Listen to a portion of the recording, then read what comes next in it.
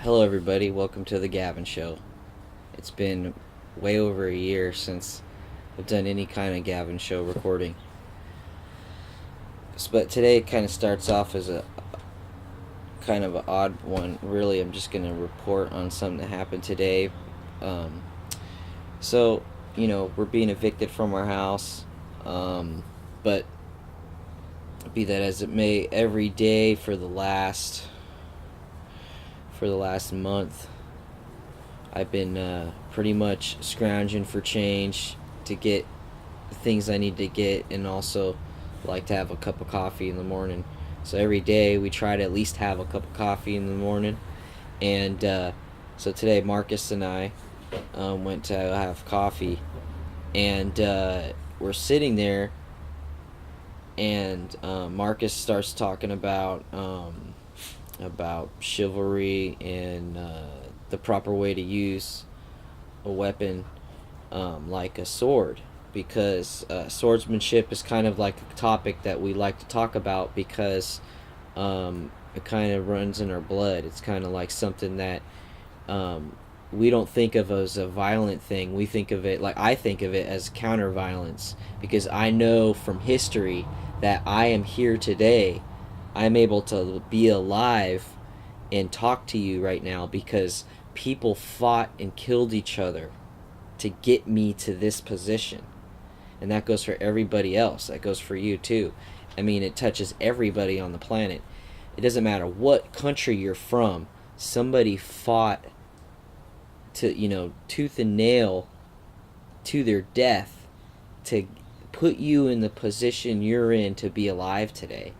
And so knowing that, things that, I like to, talk about things that have to do with that, like swordsmanship.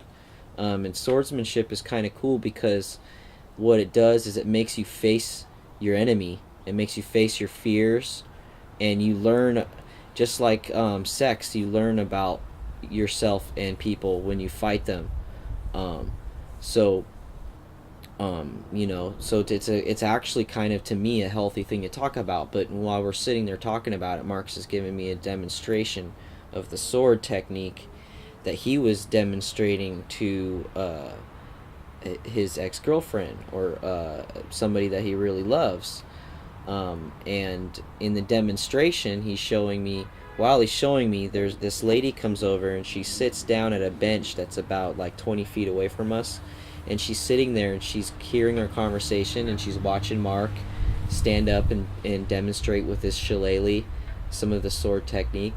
And then she looks over, and she seems to, I can see her face kind of starting to get red, because she realizes we're talking about something violent, like sword fighting. And Markus mentioned something about his girlfriend being poked or something, because she had grabbed the blade in demonstration, and I guess was trying to like say, hey, like do some kind of gesture of that nature. And what had happened is this lady looks over, and she comments, she says, well, if someone comes at me, in a violent manner, I know what to do. I'll shoot him, basically, is what she said. I'm paraphrasing, but she says, she does this gesture. She goes, and she shoots us. She's like, we're sitting there. I'm sitting there like this. Markus is standing over here, and he's got his shillelagh, and he's doing this thing, and he's describing a situation to me. And here she is sitting right across from us doing this. If that happens, that's what I would do. And then, we were kind of shocked by that, but we were like, yeah, that would work. If that would work if I had a sword and the lady had a gun. And she went, yeah, that would work. But as she's sitting there, and we start talking to her, and I didn't really talk to her, I just kind of watched her, and Markus talked to her, and we found out that she just came out and said, yeah, she had been abused since she was real little by her own father. And was throwing gestures at us, and say no more, kind of thing, and very, very angry. And we I'm sitting there watching this, but Marcus explained, to her that, yeah, the violence thing is, it's not wrong, and definitely against your own blood, and definitely against women and children. Um, and so basically, she she was real adamant about what her scenario was in relationship to our conversation that she happened upon. And so Marcus went over and said some good words to her, and consoled her a little bit, and because I mean, she's sharing, this is a stranger sharing something about herself that is like, um, really, really core to her person. It's very revealing to just come out and say what happened to you at not everyone's willing to like go up to a stranger and just say, hey, this happened to me and I lived through it. um, and I come from a family of mostly women, and when I was growing up, I was the middle kid, and I was surrounded by women. I had younger sisters and I had older sisters, and you know what? Dad wasn't around. Dad took off when I was like 3 or 4. He had other things he was doing. He had a mission in this world, and he accomplished part of his mission was us.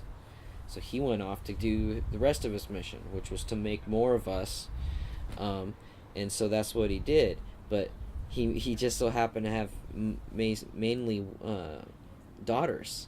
So um, you know the men in the family kind of do have a cherished position, because we're dwindling rare thing, and we also, that means we have this kind of this thing to uphold, that's relative to society, in the fact that if we don't maintain our virtues ourselves, we can't like rely on other people to do it. If we don't maintain the virtues ourselves, that it won't actually survive us and be passed on or actually do anything, you know. So we can really hope people will be honest, but I can't convince people to be honest. The only way I can help people be honest is if I continue to be honest so much that people feel like it's a good thing, right? People will want to be honest too, and all of a sudden we're all being honest. So we can do that with each virtue, I believe. We can't practice all virtues all the time, of course, but we could go into the modes, just like emotions. When there's an emotion, like for today it was sadness and anger, and this feeling of not being able to control, because um, I don't know what it is. Maybe it's because I'm a man, but when I hear about people being in turmoil that could be saved by a physical hand, that makes me want to do something. It makes me want to stand up and do something, and it doesn't make me want to run away. You know what I mean? And it's dangerous for everybody involved.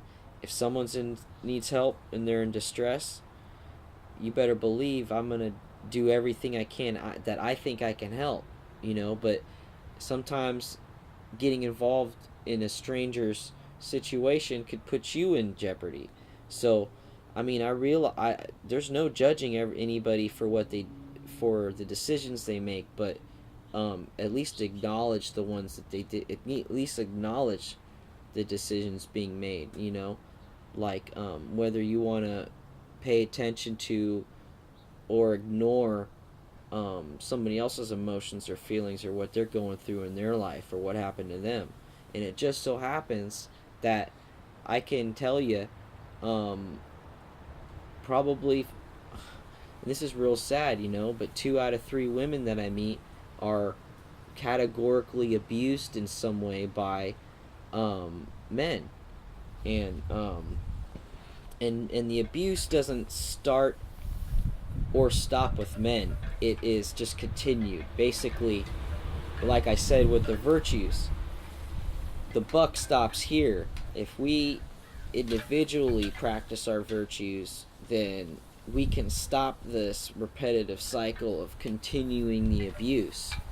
And when it comes down to it, when we abuse others, we're actually, we're wasting our life, for one, in my opinion, and we're abusing ourselves, because not because of karma, but because the same genetic code, the same food, the same energy and the life force that we have, we share with each other, and that kind of makes us a family, whether we have the same mothers or fathers or not.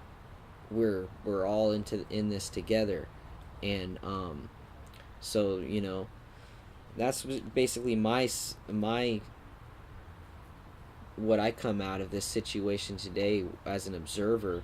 But that's one incidence of several incidents that are occurring over the last couple of weeks, of people, strangers, coming out of the blue and telling us, what's going on in their life, and I don't mind. I'm not a counselor by choice. I'm just an ear, but I'm also someone that listens, and I don't block things out. Like when you're speaking to me, I'm not. If I happen to have a train of thought, I'm still listening to you, and I'm still trying to remember what you're saying, and stay on topic. And today, the topic was how I'm we're having coffee, and we're just minding our own business, and this lady was real passionate about something that happened to her, and about and it was related to violence, and it was related to abuse, in ways that I don't want to imagine. But we have to realize that this stuff is going on, and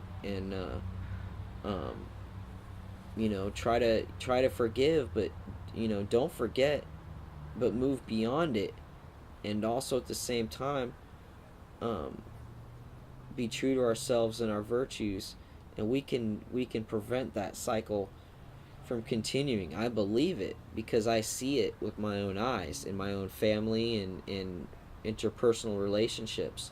Like I am who I am today, not so much because of what I do, it's because what I won't do that makes me who I am. That's really essentially what it is. It's the things that I won't do, or the decisions that I won't make, that define me just as much as the things that I would do, but probably more.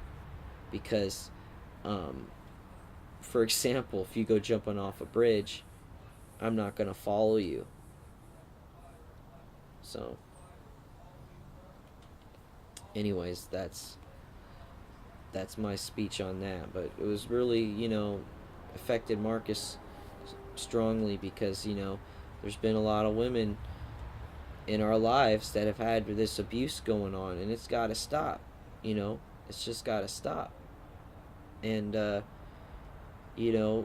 I believe everybody knows what I'm talking about, because it's not like it's this elephant in the room that no one wants to talk about, because if it is, that's lame. We need to be talking about it, and trying to be nice to each other, and see that this stuff is going on. I mean, there's all kinds of problems in the world, and I think most of them come from the abuse that's going straight to the women and the children on this planet. That's the main thing that needs to be rectified. Yeah, people are starving.